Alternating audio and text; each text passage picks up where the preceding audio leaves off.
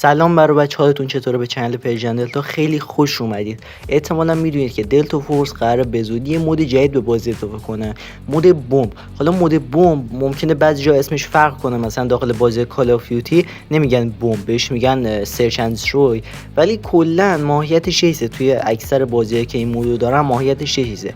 اول بریم با هم دیگه بررسی کنیم، ببینیم که مود بمب اصلا چه جوری هست داخل بازی‌ها و بعد بریم ببینیم که دلتا فورس قراره داخل این مود به ما چه چیزی ارائه بده.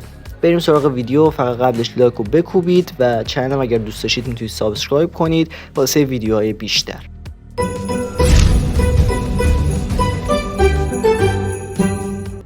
مود بمب یا سرچ اند دستروی در بیشتر بازیایی که این مودو دارن اینجوریه که دو تا تیم وجود داره، یه تیم بمب گذار و یه تیم خنثی کننده بمب.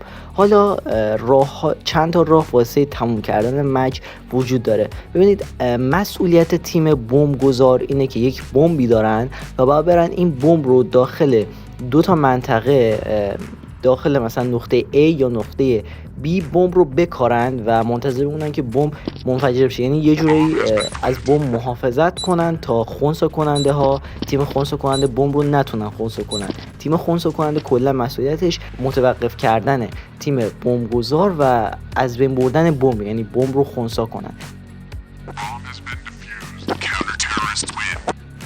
حالا راههایی که شما بتونید داخل این بازی مچ رو وین بکنید چجوریه؟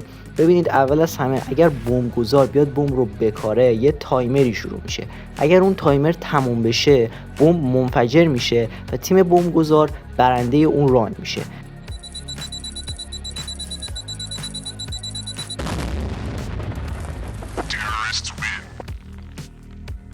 اما اگر زمانی که تیم بمب گذار بمب رو کاشته باشه، تیم خنثی کننده موفق بشه که بمب رو خنثی کنه، تیم خنثی کننده اون راند رو میبره. اما اگر بمب کلا کاشته نشه، اگر یک تیمی بتونه تمام بازیکن‌های تیم حریف رو بکشه، اون راند رو میبره، در صورتی که بمب کاشته نشده باشه. چون مثلا یک موقعیتی داریم تیم بمب گذار میاد بمب رو میکاره، بعد تمام اعضای تیم بمب گذار کشته میشن.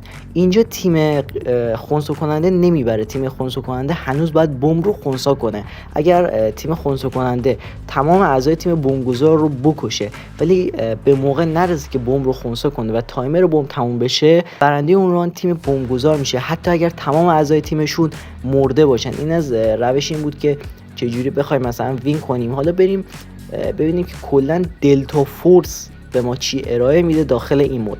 طبق سری عکسایی که لیک شده، احتمالاً این مود جدید که قرار به بازی اضافه بشه 2 تا مپ داره و شما میتونید داخل 2 تا مپ بازی کنید. فقط هم مثل بقیه مودها در آینده مپ های جدیدی هم به این مود اضافه میشن و شما میتونید داخل اونها بازی کنید. مودی نیستش که زیاد ربطی به داستان بازی داشته باشه. مثلا مپ های وارفیر، آپریشن اکثرا خیلی داستان محورن، مخصوصا آپریشن، یعنی مپ یه داستانی داره دیگه. شما به دلیلی وارد اون مپ شدید، سری کارها باید انجام بدید، سری ماموریت‌ها دارید، ولی داخل این مود داستان خاصی وجود نداره. صرفا یه مودیه که شما برید داخلش رو بازی کنید و لذت ببرید.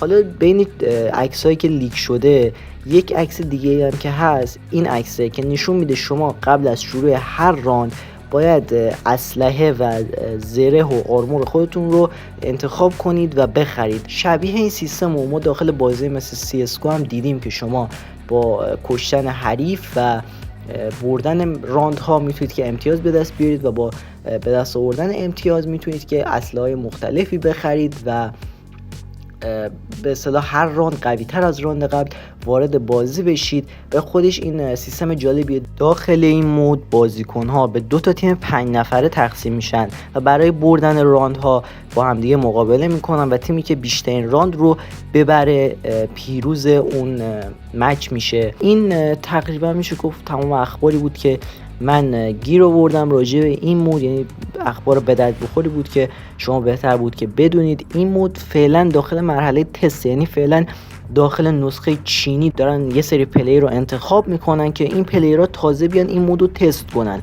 یعنی خب این مود خیلی کار داره تا اینکه بیاد به نسخه گلوبال که ما داخلش بازی میکنیم اضافه بشه. اول باید داخل نسخه چینی تستش کنن، بعد میان داخل خود نسخه چینی به صورت رسمی میارنش، بعد میان داخل نسخه گلوبال دوباره یه تست سرور میزنن، داخل نسخه گلوبال تستش میکنن، بعد میان داخل نسخه گلوبال به صورت رسمی این مود رو اضافه میکنن و شما میتونید بازی کنید.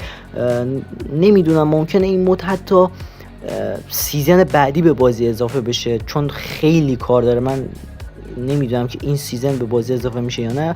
حدس میزنم که احتمالاً سیزن بعدی به بازی اضافه شه. و این تمام اخباری بود که ما از مود جدید داشتیم. ممنون میشم که این ویدیو رو لایک کنید. اگر دنبال محتوای دلتا فورس هستید میتونید کانال ما رو سابسکرایب کنید. تمام اخبار دلتا فورس رو پوشش میدیم و ویدیوهای آموزشی و فکت هم میذاریم راجع به بازی. و اینم از این ویدیو. امیدوارم که لذت برده باشید. لایک و سابسکرایب یادتون نره. هر سوالی هم داشتید داخل کامنت ها بپرسید، بهتون جواب میدم حتما. و بدرود.